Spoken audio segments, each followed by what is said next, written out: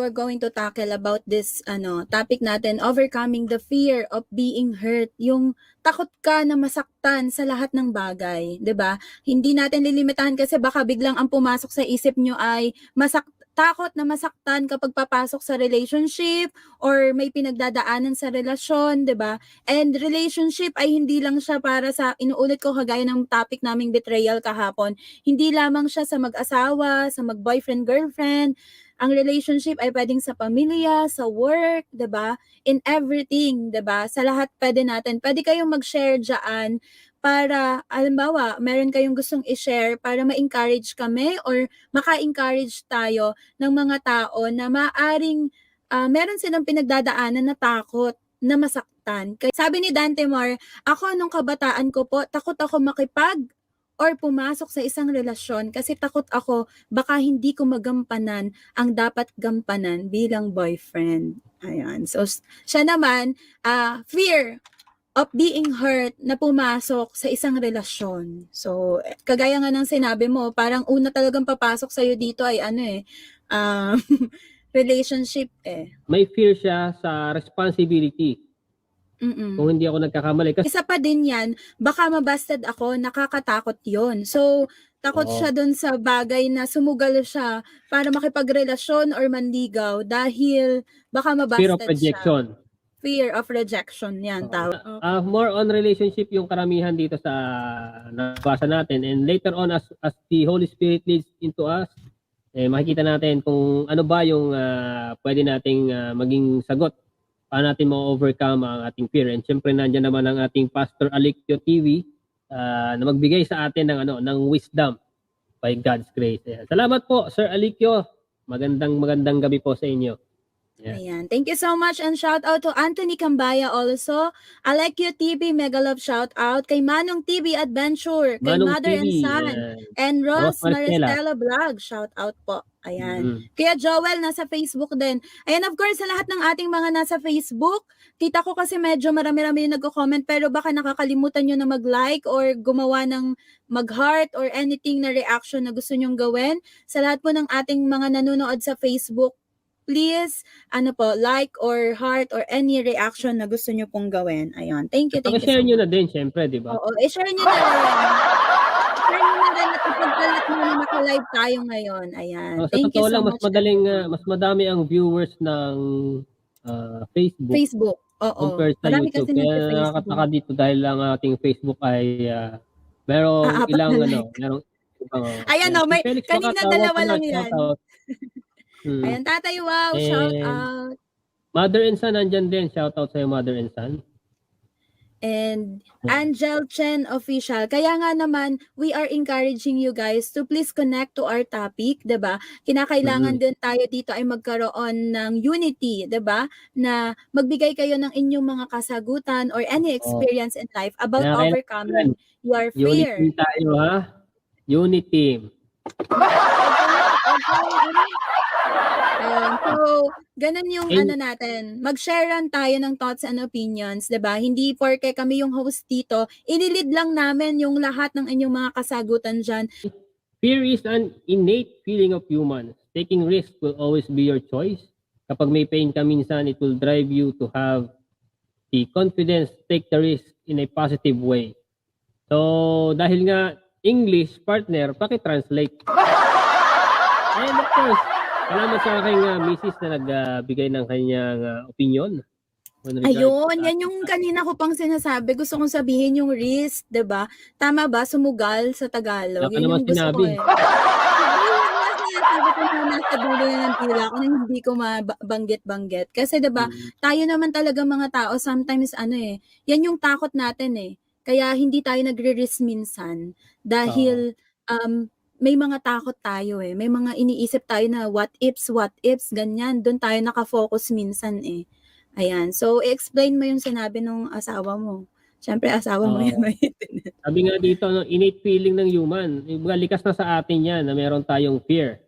And kung minsan, dahil nga tayo ay Pilipino, tayo matatalino, advance tayo mag-isip. Gagawin pa lang natin or pinaplano pa lang natin, alam na natin yung outcome. And sometimes yung outcome, yun yung kinakatakutan natin. What if, sabi mo nga partner, di ba? What if hindi mag-succeed itong aking plan? What if masaktan ako sa aking gagawin? Di ba?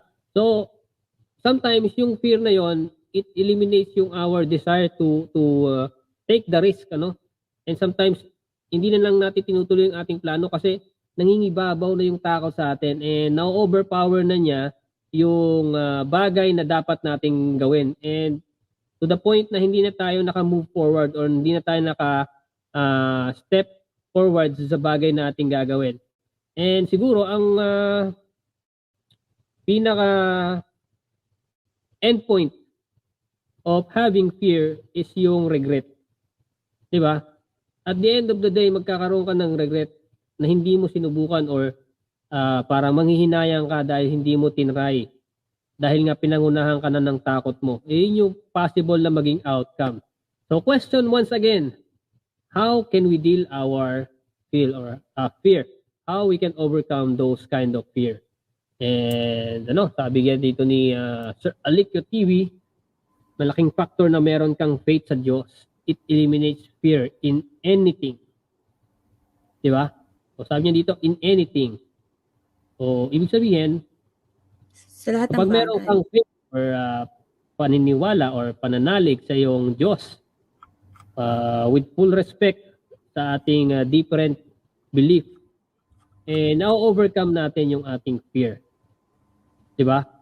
So, yun. Maraming salamat sa inyong opinion. And of course, partner, baka meron kang gustong i-add up dito sa Yes, ako dyan agree ating ako sa sinabi ni Sir Alecchio na malaking factor sa lahat ng takot natin sa lahat ng aspeto ng kinakatakutan natin, 'di ba? Mga nire-risk natin, mga bagay na meron tayo, minsan merong mga bagay na takot ka na baka mawala ito sa iyo 'di ba? Ganun yung mga fear natin 'di ba? Yung trabaho natin, itong kung saan tayo nandun sa comfort zone natin, 'di ba? Marami tayong iniisip So, para kay Sir Alecchio ay malaking factor na meron kang Diyos sa puso, 'di ba? Having faith, kumbaga, dahil kapag ikaw ay merong Lord, meron kang Diyos, meron kang pananampalataya at kaakibat ng fear, kalaban ng fear ay ang faith. At kapag ikaw ay may faith, dumadating man yung point na meron tayong takot talaga. At normal kasi sa ating mga tao na magkaroon ng fear. Hindi ako maniniwala na kahit pastor ka pa, 'di ba? In my own opinion, 'di ba? Kahit gaano pa kalalim yung faith natin, dadating yung point ng life natin na magkakaroon tayo ng takot, ng pangamba, because it's normal and it's part of our life, 'di ba? Pero ang kagandahan, alam natin na kaya natin itong ma-overcome. Ayan. So, para kay Sir Alecchio, to overcome your fear, malaking factor na meron kang faith sa Lord, it eliminates fear in anything. Ayun. So, thank you so much. Sabi naman dito ni Dante More, sa akin huli ko nang nalaman na ang kaibigan or rejection pala ay kaakibat sa pakikipagsapalaran sa pag-ibig. We must try bago mo husgahan ang kakayanan? maaaring kakayanan to. Kakayanan, ayan. So, anong Ay, masasabi mo sinabi dyan? maganda to sinabi ni Dante More, no? Yung rejection or kabiguan, ang synonym niyan, of course, yung failure. And yung failure, yan yung tinatawag na kakambal ng buhay yan. Kapag hindi ka nag-fail, hindi mo masasabi na nag-success ka sa isang bagay. Diba? Kung lahat ng bagay sa iyong buhay na ginagawa ay smooth, hindi siya ganun ka-challenging Kumbaga, boring siya. Boring siyang pakinggan kung ikukwento mo sa iyong kapwa. Wherein kung marami kang obstacles na kinaharap, di ba? And napagtagumpayan mo yon, mas nakaka-encourage yun. Kesa yung, ito, easy lang yan, ganito lang yan. Parang ang dating doon ay hambog ka naman instead of being humble because by dealing those kind of fear and failure, i-relate na natin yung fear and failure kasi magkakaruktong naman siya. Yung mga bagay na ganun ay nagpapatatag sa ating personality. And of course, sabi nga ni Sir Alecchio, di ba, yung faith. Kung ikaw ay ordinaryong tao na wala kang kinikilalang Panginoon, magre-rely ka sa sarili mong kakayanan And kapag ka ikaw ay nag-fail sa iyong actions, sa iyong plans, mapuprostrate ka So, yun yung tinatawag na failure na magiging output ng iyong actions. Kaya hindi siya, kumbaga, hindi mo siya pwedeng iwasan.